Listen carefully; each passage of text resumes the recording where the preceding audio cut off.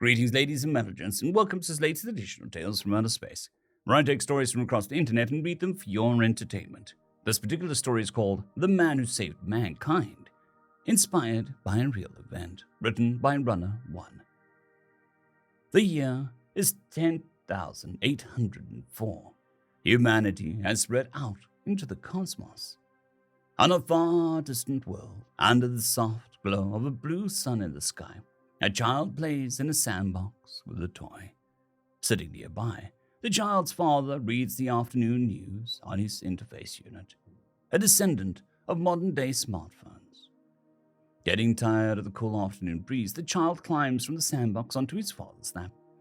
"Daddy, who's that man?" says the child as he points to a nearby bronze-colored statue that sits near the center of the park.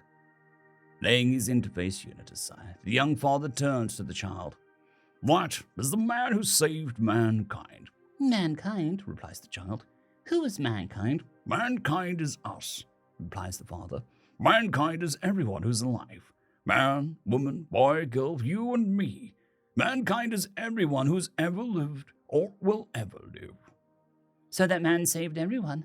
Me and you and Mummy too?" "That's right, son." "Tell me how he did it, Daddy." The young father put his hand on his chin and thought for a moment. How would he explain galactic history to a child? After a few moments he began, "Son, you know how people didn't come from this planet we live on?" "Of course, Daddy. Teacher says that people came to this planet nearly 1,000 years ago." "That's right, son. People found this planet and decided it would make a great place to live. So they moved in. When one planet gets too crowded, people move on, looking for new, better places to live. For thousands of years, people have gone from world to world, always looking for a better place. That's why there are so many planets filled with people." "Teacher says that there are over 1,000 planets with people on them." "That's right, son. But did you know that long ago, there was only one?" The child's eyes grew wide with amazement. "Only one, Daddy?" "That's right. See, back then, people didn't have spaceships that could travel to other worlds. They hadn't been invented yet. So everyone who ever lived was stuck on that one planet. Its name was Earth." "They couldn't leave their planet?" "No, son. They couldn't only look up at the stars in the night sky and wonder what was out there." "That is sad." "Yes, it is, son. But they wanted to leave their planet, and they believed that they would someday." "And they did," added the excited child. "Yes, they did. But long before they were able to leave their planet, they looked up at the sky and told stories and made up great adventures about what they were sure they would find out when they were able to leave Earth." "What kind of stories, Daddy?" "They were sure that they would find great advanced civilizations. They were sure that the galaxy was full of life. So they made up stories of kings and queens and princes and princesses racing around the galaxy in their spaceships, having great adventures. Other people told stories of great wars, of good and evil." "Well, Daddy, it must have been fun." "I am sure it was, son. But the sad part is that when people did leave Earth, they found no one." "There wasn't any kings and queens and princes?" "No, son, there wasn't. Oh, they found life. On some planets they found animals, and on others they found humanoid beings, people that look like us, but they were primitive. They didn't even know how to make fire." "Couldn't they just light a match, Daddy?" "They don't have matches there because no one there knows how to make them." "That's sad, Daddy." "It is. But what is even sadder is that on many worlds they found that someone had lived there at one time, but we're all dead now."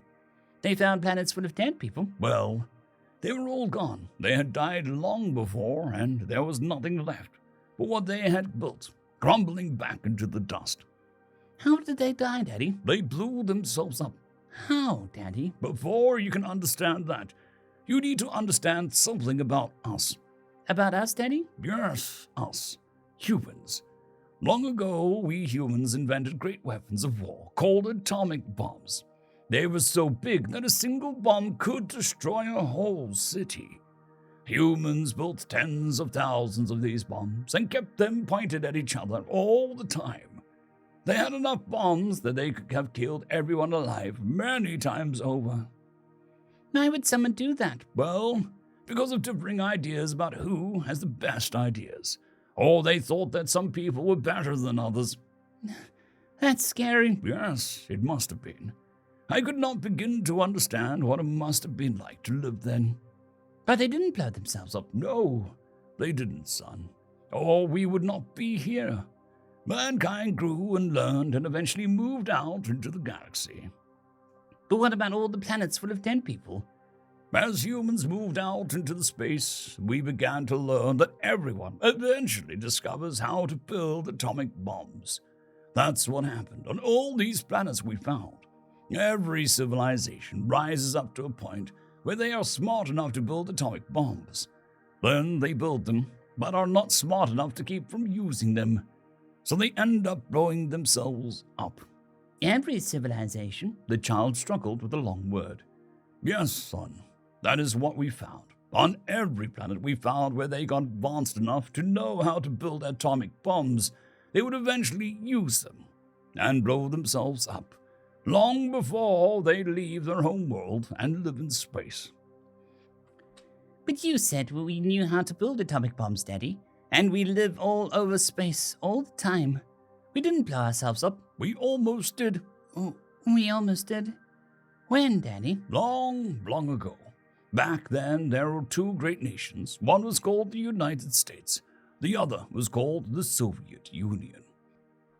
These two nations each had tens of thousands of atom bombs pointed at each other. Between the two of them, they had enough bombs to kill everyone alive on planet Earth. These two nations hated each other, and each one was sure the other was going to launch all of their bombs at any moment. Why did they hate each other? I don't know, son. It was so long ago that it doesn't really seem to matter to anyone now. But everyone then was sure that sooner or later the United States and the Soviet Union would launch their bombs. And everyone knew if they did, everyone on both sides would die. Why would anyone want to kill everyone? Fear makes people do strange things, son. Anyway, one night it happened. A computer in the Soviet Union flashed a message.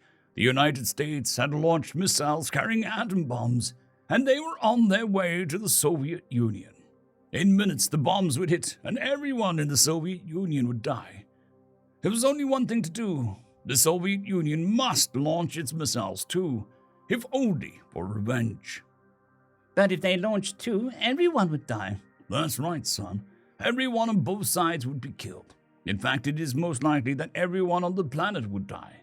Back then, they called it MAD, for Mutually Assured Destruction. I just think that they were madly insane. But, Daddy, we're here. Everyone didn't die. No, son, we didn't. There was a man on duty that night watching for missiles. He wasn't even supposed to be there. He was taking the place of someone who was sick.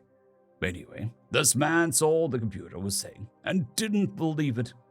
He didn't believe the computer? No, son, he didn't. Computers were new back then, and they just had been invented a few years before. He was sure that it was a computer mistake. But, Daddy, computers don't make mistakes. No, they don't. But back then, computers were so new that not everyone trusted them like we do now. And you know what? It was a mistake. There were no missiles. The computer made a mistake? How? I don't know. It has been so long that what caused the mistake has been forgotten. Anyways, this man was right, and he did not order the launching of his missiles. He saved everyone. He did, son. And soon changes were made that made sure that such a mistake and the accidental launch could never happen again. So this is why we have a statue of him in all the parks. Well, son, he's not in every park, and in fact, he was almost forgotten. It wasn't until many years later that people began to understand how important his actions were that night. What made them understand? People began to leave Earth and soon discovered all of those dead worlds.